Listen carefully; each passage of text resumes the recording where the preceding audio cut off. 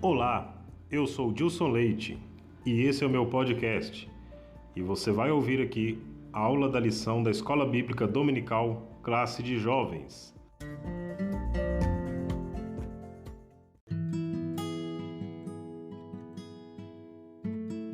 Meus irmãos, a paz do Senhor Jesus, tudo bem com vocês? Aqui mais uma vez seu irmão em Cristo Dilson Leite e eu estou aqui para a lição de número 5 da Escola Bíblica Dominical e o título da nossa lição é Neemias, a oração de um construtor. Esse trimestre, o primeiro trimestre do ano de 2021, na classe de jovens nós estamos falando sobre o tema Ensina-nos a orar, um tema extremamente necessário da nossa compreensão.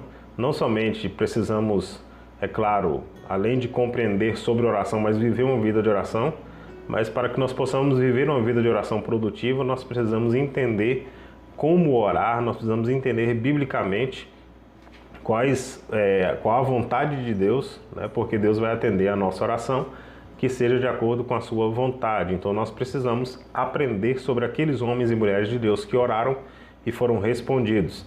E hoje nós vamos falar sobre Neemias, a oração de um construtor. O texto do dia está em Neemias, capítulo 1, versículo 6.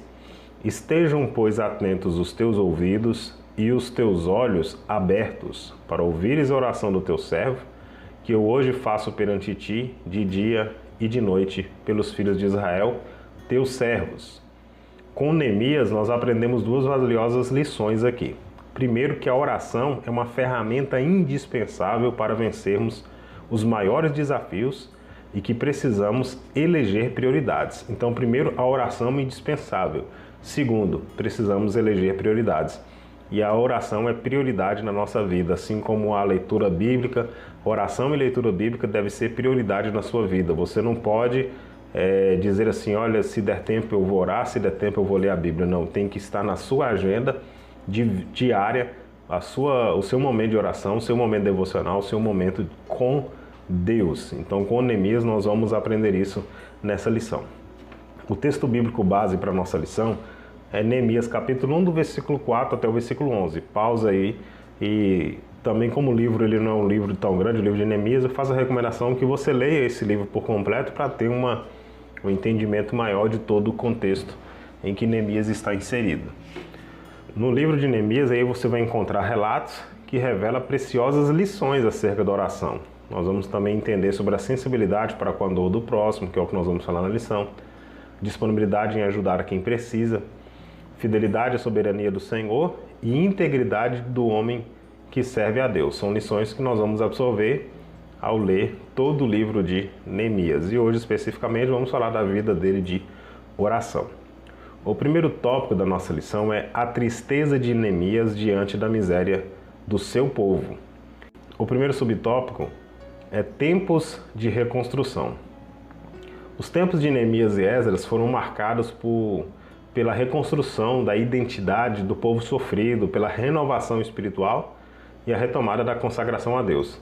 O avivamento que houve naquele tempo, quando passou os 70 anos do cativeiro e o povo agora vai voltar para reconstruir Jerusalém, para reconstruir o templo, é uma renovação tanto de identidade deles no que diz respeito à nacionalidade, é uma restauração, uma renovação nacional, mas é também uma restauração espiritual, porque eles iriam reconstruir Jerusalém, reconstruir o templo, mas também iriam reconstruir o altar para se consagrar a Deus. Então, é uma retomada, uma renovação espiritual. Fala também desse sofrimento que eles viviam, dele ser humilhado, explorado pelos seus vizinhos, e não somente isso, mas também a questão da renovação espiritual, que haviam irmãos dos próprios judeus que eram mais ricos, que estavam explorando os mais pobres, emprestando a valores de juros altíssimos e pegando até mesmo, quando você lê o contexto de Neemias, que os irmãos mais ricos estavam impondo os juros sobre os mais pobres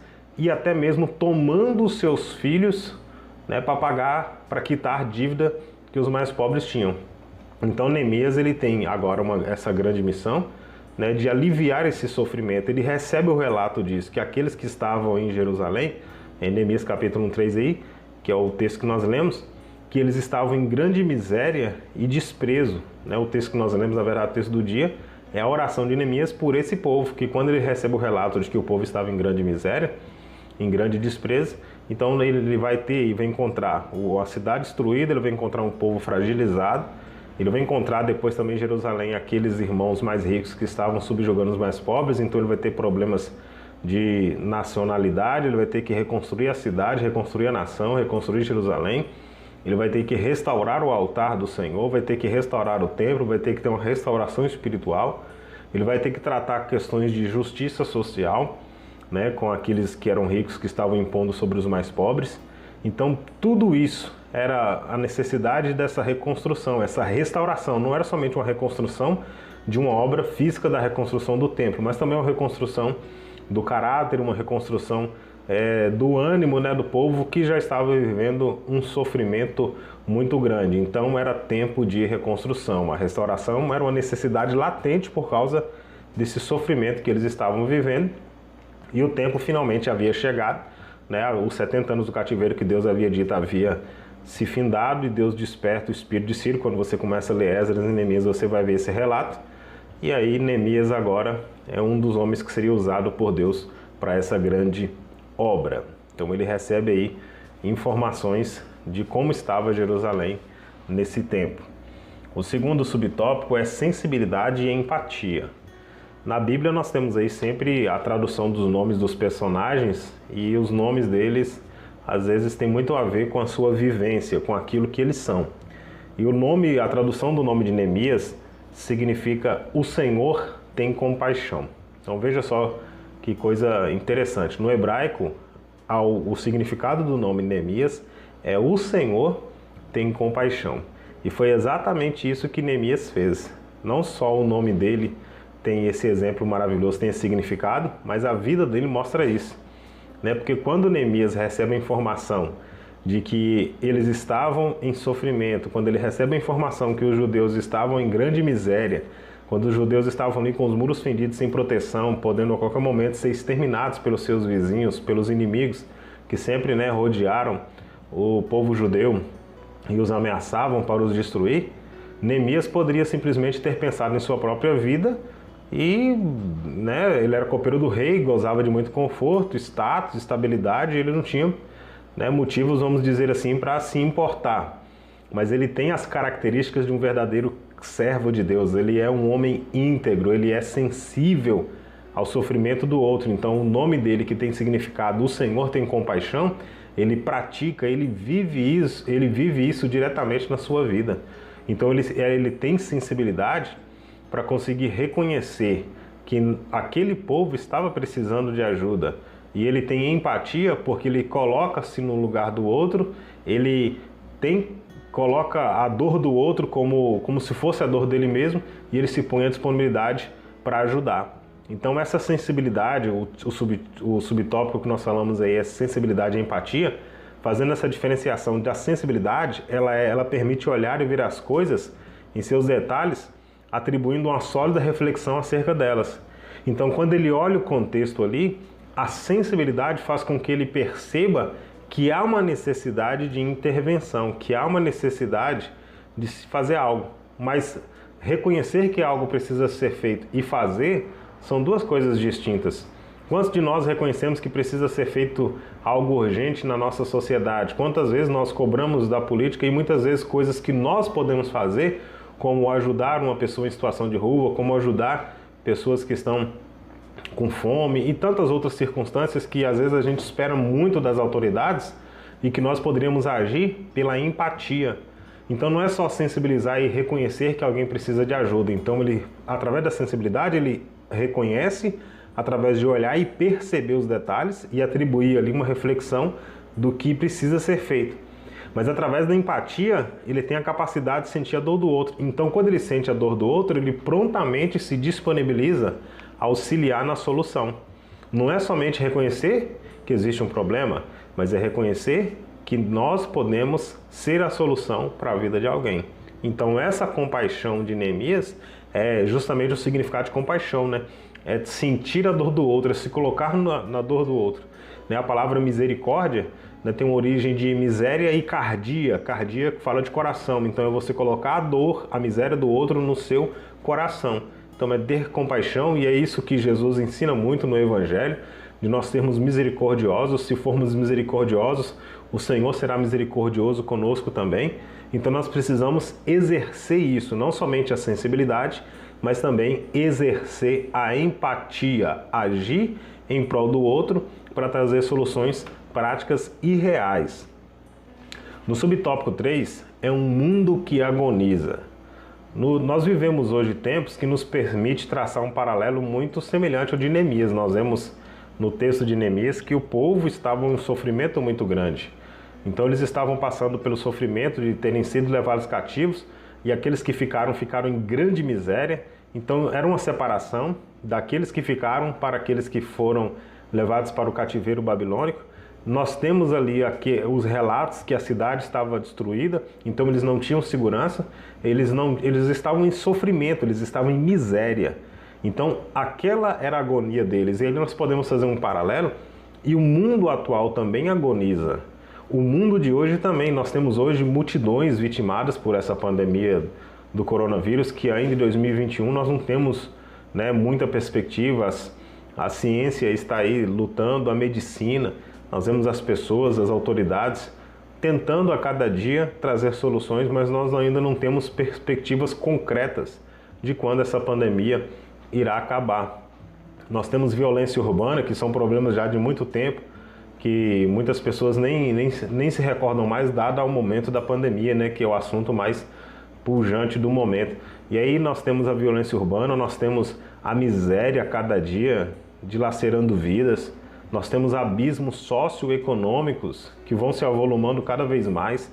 Hoje você vê as aulas online, e aí você vê que algumas crianças conseguem ter e outras não, porque não tem internet para conseguir assistir uma aula online. Então essas diferenças socioeconômicas, nós temos uma geração inteira vitimada por doenças e males nunca vistos, né? Essa pandemia aí do coronavírus já é um grande exemplo disso. Então nós temos visto aí muitas vidas sendo ceifadas, o mundo está agonizando. Então quando Neemias vê que o povo estava em miséria, que o povo dele estava em sofrimento, ele tem uma atitude. Agora, quando nós olhamos para esse mundo que está vivendo dessa forma, qual a nossa postura frente a isso? Quando nós olhamos para esse mundo que agoniza, o que nós estamos fazendo em empatia, em sensibilidade, em resposta a tudo isso? Será que conseguimos nos envolver em sensibilidade e empatia tais que nos permitem sentir a dor dos que sofrem? Como o corpo de Cristo, nós somos chamados a ser atuantes, mostrando a todas as pessoas que ainda há uma esperança. Então essa é a nossa missão como corpo de Cristo. Nós não podemos somente ver, nós não podemos somente reconhecer e sensibilizar, mas precisamos agir, precisamos ter compaixão. Eu sempre gosto do exemplo do pastor David Wilkerson, que ele fez um propósito com Deus na sua vida. Ele vende a sua TV, que ele assistia diariamente aproximadamente 2 horas de programas jornalísticos, e ele deixa de assistir aqueles programas, ele vende a TV e passa de se dedicar diariamente 2 horas de oração todos os dias. E aí um dia, após sair da oração, ele abre uma revista, um jornal, e ele vê uma notícia de adolescentes que haviam cometido crime em Nova York. E aí ele começa a chorar compulsivamente, começa a ter piedade daquelas almas, porque aquelas almas que haviam cometido crime, ele começa a ter piedade delas e dizer: olha, essas vidas são oprimidas pelo pecado, são oprimidas pelo diabo. E aí ele chora compulsivamente por causa daquela situação, né, daquelas pessoas terem vitimado alguém e deles estarem agora sendo condenados à prisão. Ele chama a sua esposa e diz para ela assim: olha, o que você vê aqui? Ela olha para lá e vejo uma manchete de jornal comum. Ele falou assim: mas como você não consegue sentir pena dessas vidas que estão sendo escravizadas pelo pecado, que estão sendo escravizadas pelo crime, estão sendo escravizadas? Então ele começa, através da vida de oração, sensibilizar-se. Por isso nós falamos aqui da oração ser indispensável para Neemias, e nós, como verdadeiro cristão, também ser indispensável. Porque hoje, infelizmente, as pessoas, por causa, já falei isso em outras lições, por causa da influência política, as pessoas olham para as pessoas que estão por exemplo, que são criminosos ou por outras pessoas, não falo isso no contexto de que nós devemos apoiá-los e achar que eles são inocentes. Mas o que muitos cristãos têm dito hoje de conotação política é que todo bandido bom é bandido morto. Né? Então, na verdade, Deus não tem prazer na morte do ímpio, mas que ele se arrependa. Nós não podemos, é claro, inocentá-los, mas nós podemos pregar e dizer para eles que ainda há uma esperança. Então essa é a mensagem da igreja, essa é a mensagem do Evangelho. Então essa é a mensagem de Cristo. Então, assim como David Wilkerson, ele teve sensibilidade, ele sentiu a dor daqueles rapazes e foi para Nova York, começou a evangelizar, ganhou gangues inteiras para o Evangelho, começou a fazer um trabalho extraordinário através da sensibilidade e da empatia, de sentir a dor do outro e colocar isso em prática e isso em ação. Então essa é a resposta que Deus espera de nós como igreja, transmitir essa mensagem de esperança para o mundo. O segundo tópico é Neemias ora e jejuma em favor do seu povo. E o primeiro subtópico é e chorei e lamentei por alguns dias. O irmão de Neemias, Hanani, que está em Neemias capítulo 1, versículo 4, em uma visita relatou o sofrimento do povo e a calamidade que assolava Jerusalém. Tal relato trouxe ao copeiro um profundo pesar, levando-o a chorar muito e a lamentar por alguns dias. Neemias era um homem de oração e ação. Porém, todo ser humano também tem o seu limite emocional, a necessidade de abrir o coração e de se permitir chorar. Para muitas pessoas hoje, chorar é sinônimo de fraqueza, mas na verdade não. Esse choro aqui de Neemias não é ficar chorando e não mudar nada na vida dele, não. Ele chora de quebrantamento, ele chora de compaixão, ele chora porque ele tem misericórdia daqueles que estão sofrendo. Então Neemias, ao ser confrontado com uma cruel realidade, ele não consegue se conter, ele chorou e lamentou muito. Isso provou o quão sensível e empático era esse valoroso homem de Deus. Então isso é um exemplo para nós, que nós possamos tomar esse exemplo da vida de Neemias e também chorar e lamentar pelas injustiças do mundo que nos cerca, das dores que as pessoas sofrem, a miséria daquele que tem feito mal, né, a tantas pessoas, aqueles que têm mal que comer também. Então nós precisamos ter empatia, nós precisamos ter sensibilidade para com essas pessoas. Quantas vezes, por causa talvez de tanto ouvir as manchetes no jornal, né, eu me recordo há alguns anos aqui atrás, quando eu trabalhava com meu pai em construção civil, de um programa de rádio jornalístico aqui da cidade, e falava-se, esse ano na cidade de Montes Claros nós estamos chegando a 80 óbitos, e isso era um absurdo e tal. E aí ficava aquele clima, todo mundo ficava com medo. E aí depois, no ano seguinte, nós tivemos 95 óbitos, né, de pessoas que foram assassinadas. E aí as pessoas ficavam naquela sensação de insegurança. Só que ano após ano o número vai aumentando, mas como as manchetes passaram a ser comum, as pessoas não têm mais medo, as pessoas se acostumaram com esse caos. E nós cristãos temos que tomar cuidado para não nos acostumar com isso.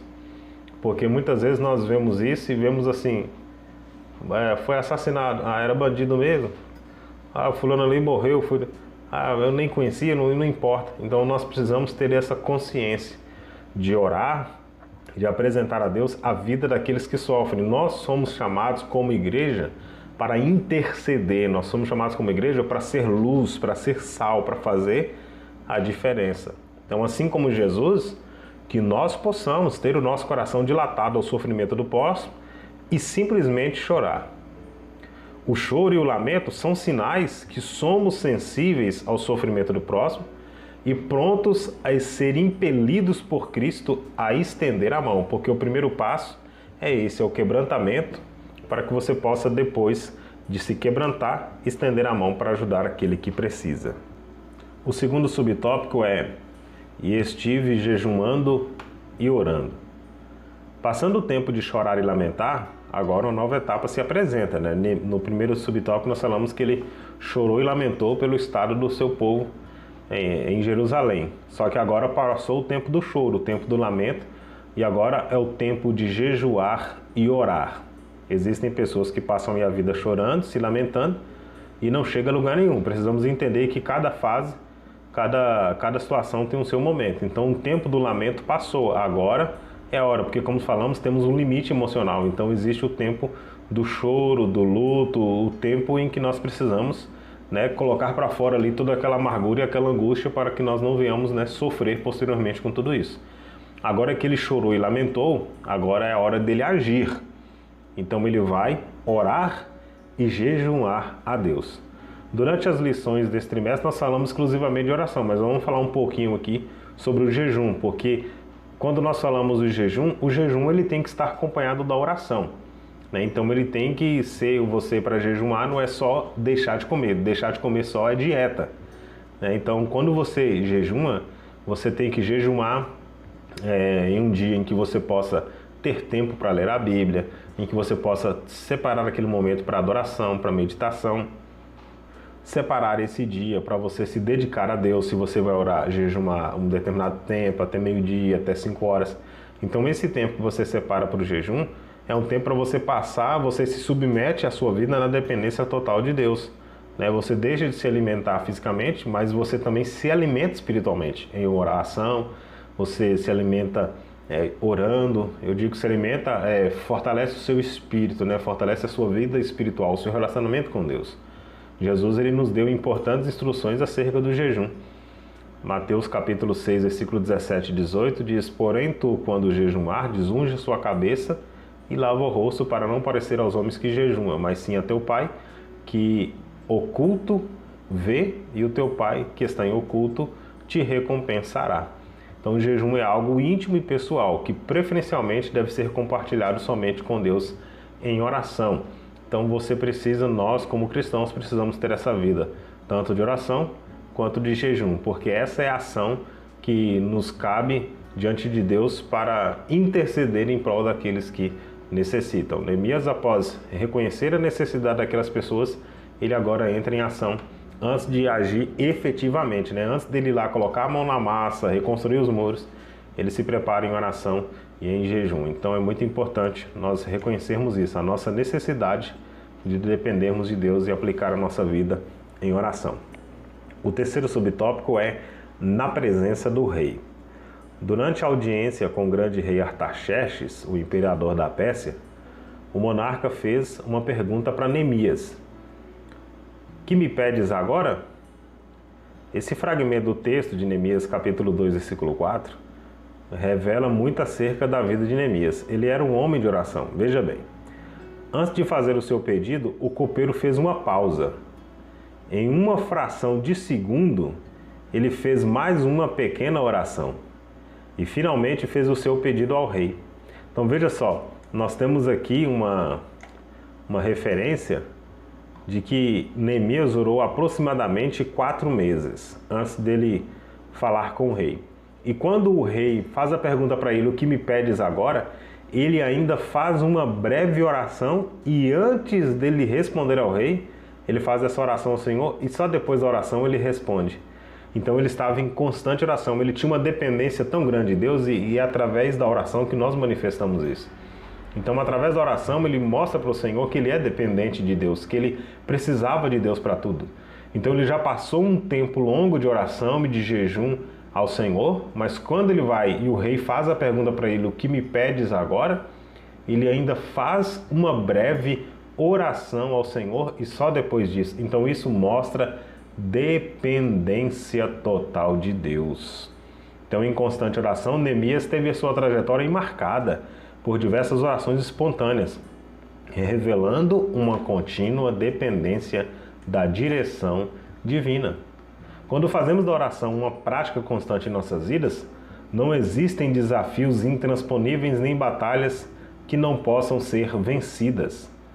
Na presença do imperador, Neemias teve ousadia para fazer o seu pedido, e fortalecido pelas orações que fizera antes, a vitória foi certa. Então, através dele ter essa vida de oração e dessa dependência, ele conseguiu ter êxito na sua petição diante do rei. Então, que nós possamos ter também esse incentivo glorioso de nós nos dedicarmos a ter uma vida de oração. Não é somente orar. Veja que Neemias não vai orar somente para pedir algo para o rei. ele, só pelo fato de ter uma sensibilidade, uma empatia para com o próximo, mostra que ele tinha uma vida de oração, um relacionamento com Deus. E aqui ele ora um tempo antes de falar com o rei, buscando a direção de Deus.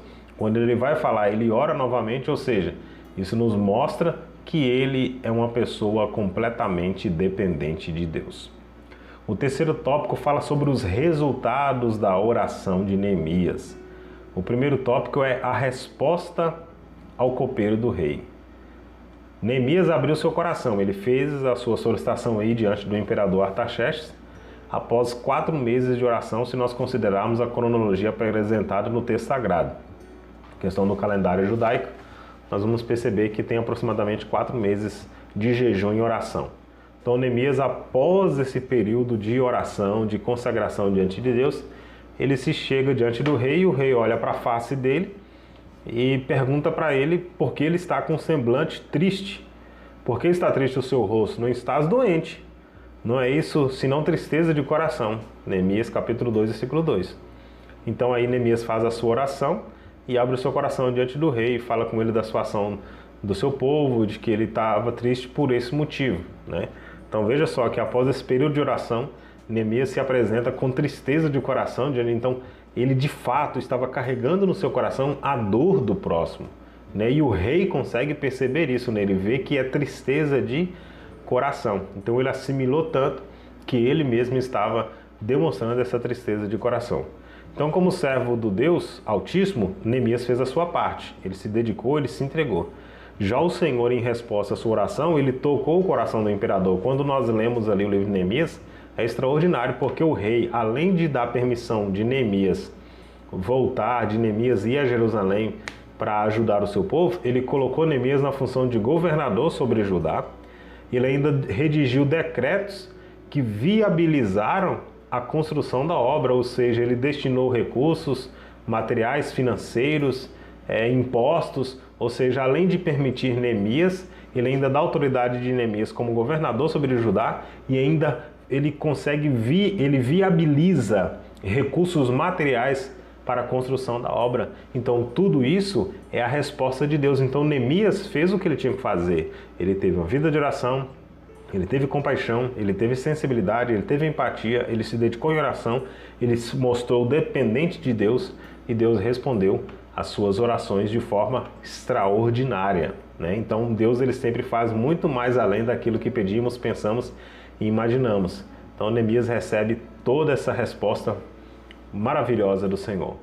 O segundo subtópico é adversidades ao longo do caminho.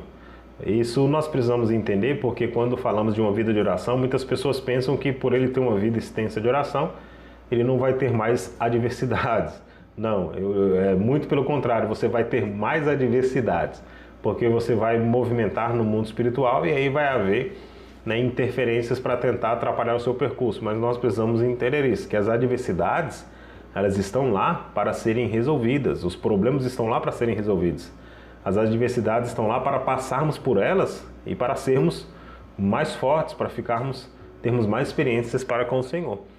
Então nós vemos que Neemias tiveram muitas adversidades, tanto as nações vizinhas, que, né, poderiam oprimir o povo de Jerusalém, que estava ali com os muros destruídos sem proteção, quanto também a própria comunidade judaica, que empreenderam frente, né, de oposição ao trabalho realizado por Neemias e seus trabalhadores. Sanbalat e Tobias, que também tem os registros que eles zombaram de Neemias, zombaram de seus ajudantes.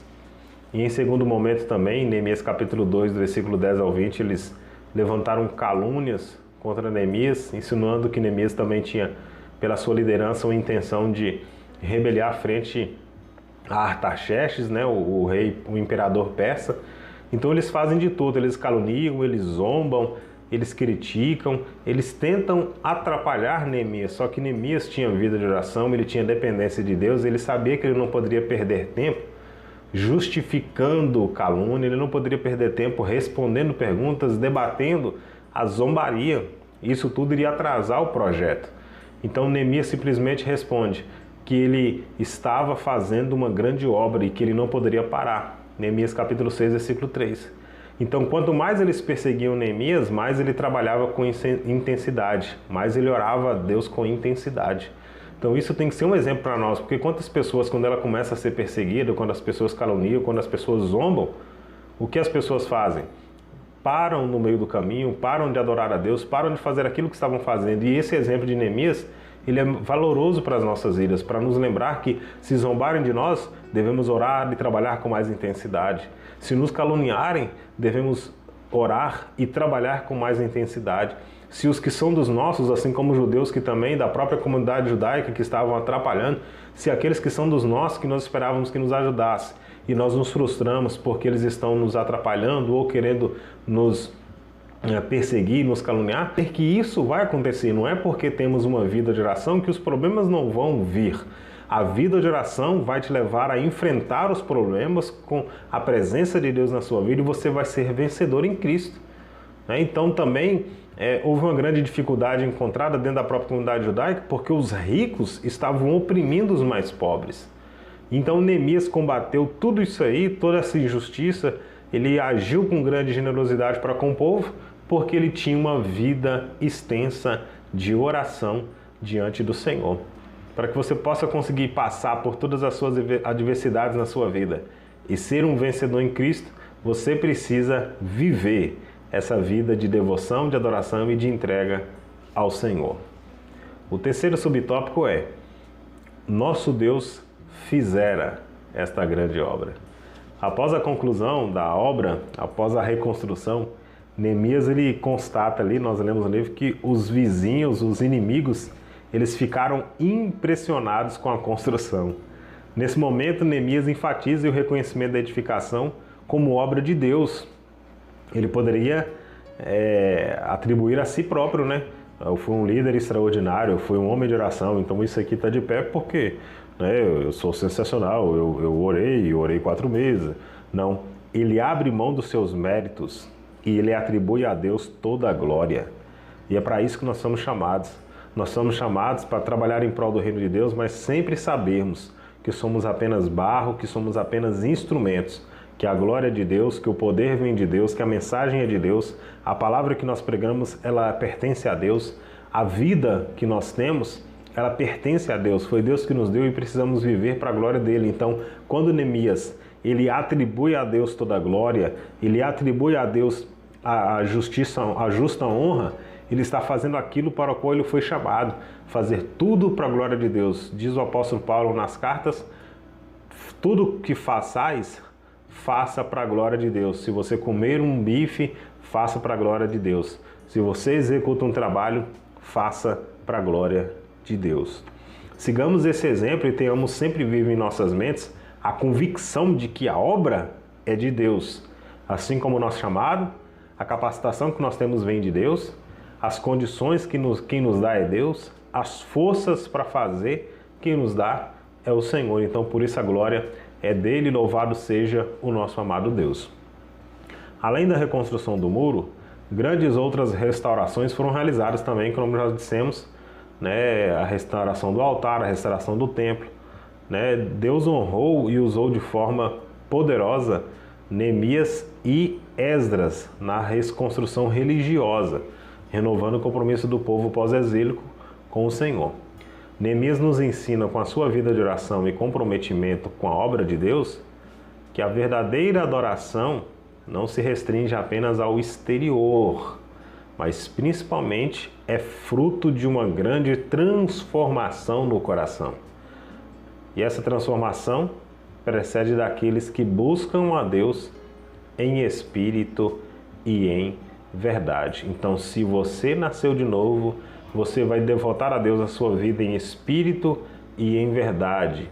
E aí você vai se dedicar em adoração, você vai se dedicar em oração, você vai ser intenso, ou seja, você vai viver uma vida profunda com Deus, em espírito e em verdade, ou seja, influenciado pelo Espírito Santo de Deus e dirigido pela verdade da palavra de Deus. Aos estudantes, ao estudarmos aí a vida da oração do construtor Neemias, nós podemos perceber a importância em elegermos as prioridades certas para a nossa vida. De todas as formas possíveis, diversas pessoas tentaram desviar a atenção de Neemias e impedi-lo de concluir a construção dos muros. Mas o copeiro governador vencer o seu desafio. Neemias poderia ir diretamente para a construção e dizer assim, olha, a obra é urgente. Então ele ouve falar que o povo estava em grande sofrimento e miséria, e mesmo assim ele fica 4 meses em oração. Quantas pessoas diriam assim, não, a gente tem que ir imediatamente, a gente precisa reconstruir os muros, mas ele prefere se dedicar em oração, porque mesmo quando ele tem sensibilidade e ele tem compaixão, mas acima de tudo ele também tem entendimento de que ele depende de Deus. Enquanto Deus não lhe desse resposta, ele não poderia sair. Então veja só a prioridade dele. Ele sabe que o povo está em sofrimento, ele sabe que o povo está em miséria, mas ele também não pode sair sozinho, porque ele sozinho não conseguiria resolver o problema das pessoas. Ele precisaria da convicção, ele precisaria da confirmação de que Deus iria com ele. Então, tendo convicção de que Deus estaria com ele, ele vai e executa aquela obra. E quando ele termina a obra, ele dá toda a honra e toda a glória ao Senhor, porque ele é digno. Então, que nós possamos aprender com a vida de Neemias, para que nós também sejamos pessoas que tenham uma vida de oração profunda e constante diante do Senhor Deus. Que Deus abençoe grandemente a sua vida. Se você está me ouvindo no canal do YouTube, se inscreva, deixe o like, ative o sino das notificações. Se você está ouvindo no podcast, assine aí o nosso podcast, se inscreva ou siga, dependendo da plataforma que você está usando. Um abraço, que Deus abençoe a sua vida e até a próxima lição.